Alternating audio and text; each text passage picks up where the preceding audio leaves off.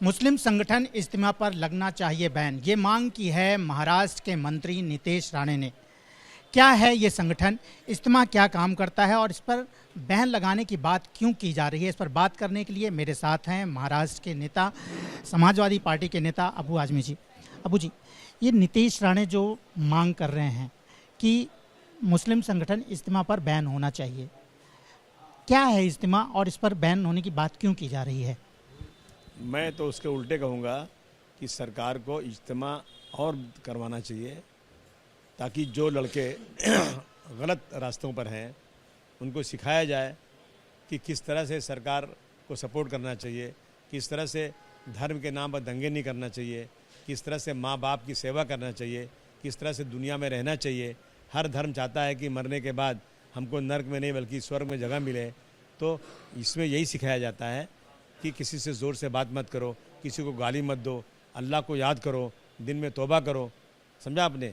ये अच्छी बातें सिखाई जाती हैं। जब इज्तिमा वहाँ शुरू होने जा रहा था, वो कोई मुस्लिम एरिया नहीं है, वहाँ पर हिंदू भी बहुत बड़ी तादाद में है और बड़े बड़े घरों में लोग रहते हैं। इन सब ने आकर इज्तिमा की तारीफ़ किया है। इंटेलिजेंस वहाँ थी, पुलिस वहाँ थी, सब ने देखा है कि जहाँ 5-6 लाख लोग आए वहाँ कोई झगड़ा लड़ाई नहीं, कुछ नहीं, आराम से रहते हैं। किसी पुलिस की कोई ज़रूरत भी महसूस नहीं हुई है। मैं समझता हूँ कि इज्तिमा जो है लोगों को सुधारने के लिए किया जाता है, बिगाड़ने के लिए नहीं किया जाता। इज्तिमा जारी रहेगा। नीतीश राणे जी के बोलने से कुछ नहीं होता। लेकिन नीतीश राणे का आरोप है कि वहाँ पर भड़काऊ भाषण किए गए, वहाँ पर जो स्टेशन है वहाँ पर शक्ति प्रदर्शन हुआ, इतनी सारी भीड़ इकट्ठा की गई। अगर नीतीश राणे दिखा दें कि एक भी भड़काऊ भाषण हुआ हो तो मैं हर सज़ा खाने को तैयार हूँ। कोई भी चीज़ छुपा के नहीं हुई, वहाँ पर सब माइक पे बात हुई है, पुलिस की निगरानी में बात हुई है। एक भाषण दिखा दो ना इस तरह का। आखिर नीतीश राणे इस तरह की बातें फिर क्यों कर रहे हैं? एक छोट भैया नेता होते हैं ना, जिसको हम अपनी यूपी में बोलते हैं छोट भैया नेता, जो अपने आप को लाइम लाइट में लाने के लिए वो कहते हैं ना कि कंडेम मी और प्रेज मी, मेरी बुराई करो या मेरी अच्छाई करो लेकिन मुझे याद करते रहो ताकि मैं मीडिया में बना रहूँ। ये आदमी सिर्फ इसीलिए कर रहा है और कोई वजह उसके लिए। लेकिन उनको तो हिंदुत्व का चेहरा बनाया दिख रहा है कि बनाया जा रहा है। हाँ बिल्कुल, बनाने हिंदुत्व क्या मतलब, इंसानियत का चेहरा बनाना चाहिए। मैं हिंदुत्व का या मुस्लिम का चेहरा नहीं, बल्कि मैं इंसानियत के चेहरे को पसंद करता हूँ। इसके पहले बुरके पर उनका बयान आया कि जो भी एग्ज़ाम होने चाहिए वहाँ पर जो महिलाएं स्टूडेंट जाती हैं, लड़कियाँ जाती हैं, उनको बुरके पहन के नहीं जाना चाहिए। उसका जवाब दे दिया एजुकेशन मिनिस्टर ने कि जाएंगी लड़कियाँ, और सुप्रीम कोर्ट ने कह दिया बुरका पहन के जा सकती हैं।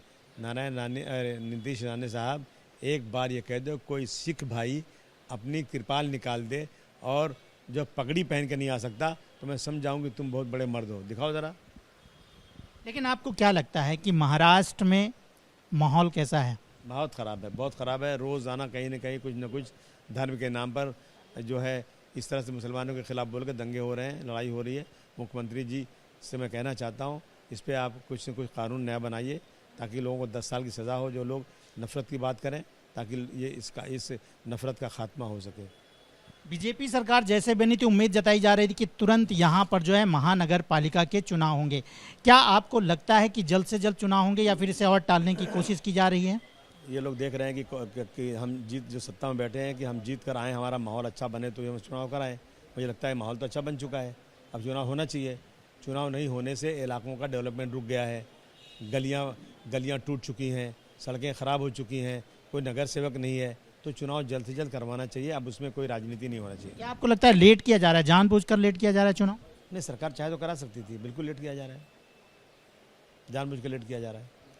समाजवादी पार्टी किस तरह चुनाव लड़ेगी, क्योंकि वो जो है महाविकास आघाड़ी का जो है सहयोगी पार्टी है, इंडिया गठबंधन में भी थी, लेकिन क्या वो जो है महानगर पालिका चुनाव में किस तरह से सामने आएगी? महानगर पालिका में समाजवादी पार्टी अकेले लड़ेगी, क्योंकि कांग्रेस, राष्ट्रवादी पार्टी, शिवसेना, उद्धव जी की, ये सब जो है आपस में लड़ ही रहे हैं। ये लोग कोई कोऑर्डिनेशन नहीं कर रहे हैं, तो इसलिए हम अकेले इलेक्शन लड़ेंगे।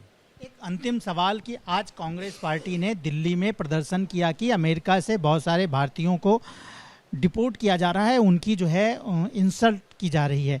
आप इसे किस तरह से देखते हैं? देखिए, ऐसा है कि वही चीज़ तो हमारे देश में भी हो रही है। अगर कोई दूसरे मुल्क का यहाँ बिना वीज़े के है, उसका परमिट नहीं है, तो हम भी पकड़े जेल भेजते हैं उनको। वो भी ऐसे कर रहे हैं। दोनों की निंदा होना चाहिए, इंसानियत के तरीके पे काम होना चाहिए। लेकिन वो मोदी भी कह रहे हैं कि मोदी और डोनाल्ड जी के जो है संबंध बड़े अच्छे हैं, इसलिए जो है उनको इस पे बात करनी चाहिए, इस तरह से व्यवहार भारतीयों पे नहीं किया जाना चाहिए। नहीं, बात तो करनी चाहिए, लेकिन बात कैसे करेंगे? ये भी इनके पास यहाँ बांग्लादेशी और जो है रोहिंग्या के मुसलमान लोग हैं यहाँ पर बहुत सारे, तो उनको भी तो निकाला जा रहा है, निकालना ही चाहिए। लेकिन ये लोग कैसे निकाल रहे हैं? ये लोग जाके पुलिस पकड़ती है, उनको जेल में भेजती है, तो वही तो वो लोग भी कर रहे हैं। किस मुंह से बात करेंगे? बांग्लादेशी की बात आपने की। महाराष्ट्र में बांग्लादेशी को लेकर के बीजेपी ने अभियान छेड़ दिया है। तमाम जगहों पर जो है उनको जो है हिरासत में लिया जा रहा है। तो वही आप मुझे कह रहे थे कि अमेरिका में लिया जा रहा है हिरासत में, तो यहाँ भी तो लिया ही जा रहा है ना। तो किस मुंह से बात करेंगे हम लोग?